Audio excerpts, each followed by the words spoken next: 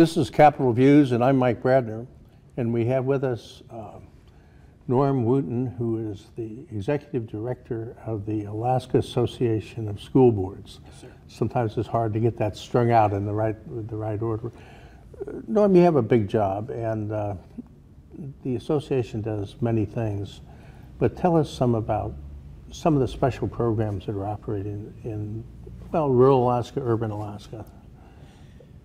Certainly, in an effort to educate the whole child and to give the best educational experience possible, and also to create some equity between rural and urban Alaska, we just have some very innovative programs occurring all across the state, in both on the road system and off of the road system.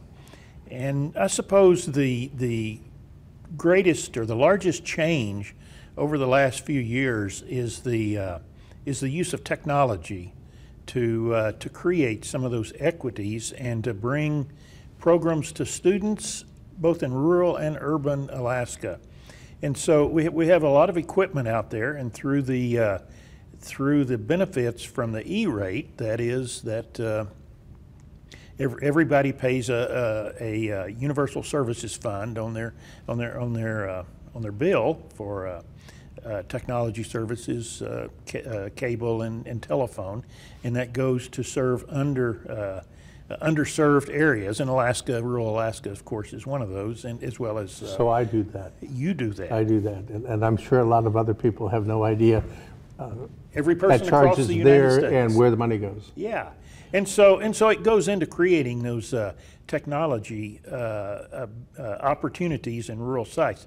We have folks not only taking academic classes, but they're delivering CTE, career technology education, all across the state. You know, welding programs and building and wood building programs and all of these types of things, electronics. And art and music are being delivered through technology to provide these opportunities for kids. Culture is very important among our Native Alaskan population in the state. That preservation of the culture, particularly the languages that exist in this state. We have a number of immersion programs that take place all across the state. And the Association of Alaska School Boards has been involved in some cases with that in helping folks create materials to use in their language programs. Actually, I mean, in Anchorage we have, foreign language immersion schools, and yes, then you go to the complete opposite ends. One of the things that we were involved in very heavily was with the Healthy Hungry Free Kids Act, getting flexibilities to enable native foods to be served in the school in rural Alaska, because those native foods are part of native culture, what they eat, and how they gather those foods through subsistence gatherings. So all of those types of things like that, and our CTE programs, what we used to call vocational education in our schools, are so important. Those skills of being able to build boats and to build houses and to have plumbers. And I was out in Galena, at their residential boarding school, and one of the areas that quite surprised me was a cosmetology program that they had out there. And the teacher looked at me and said, well, where else does someone get their nails done or their hair cut? That's correct. And so somebody has to know how to do that. And so they had young men and women that were learning there. They had a driver's education program. And it opened my eyes. Even as long as I've been in education, how else does one learn to drive and get that commercial driving license? To be able to do. I read an ADN article this last week about the difficulty in getting drivers for the water and sanitation trucks in Bethel.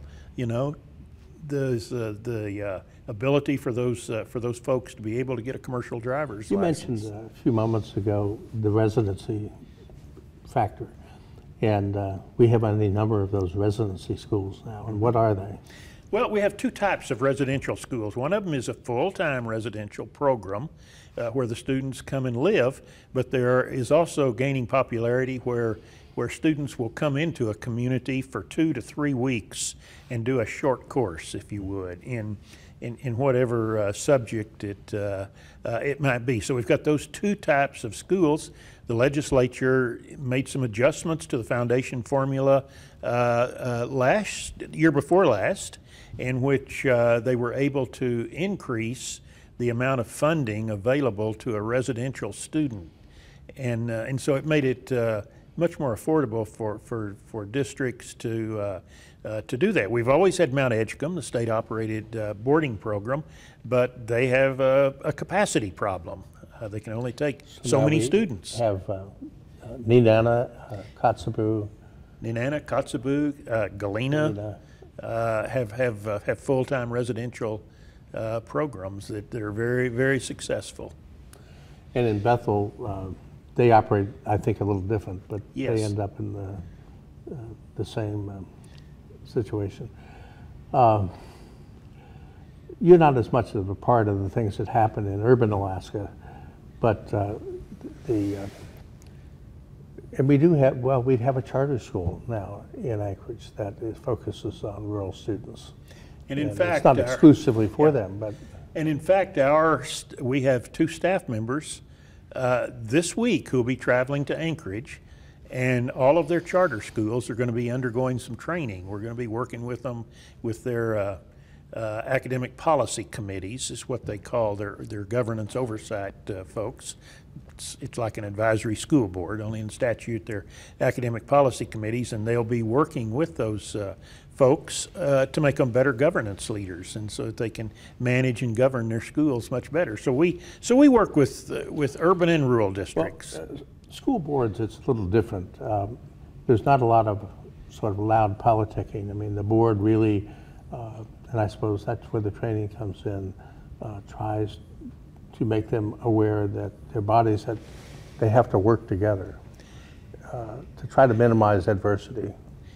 Well, what we tell school boards is that if controversy arises, then the residents stop looking at children and start looking at adults. So we want school boards to be focused and to be working with things like student achievement and academic progress and issues such as that. We try to keep, it's political in nature, but we try to keep above the politics. Norm, we're out of time. It's been a pleasure to have you. I'm Mike Bradner. This is Capitol Views, and Norm, thank you. Thank you.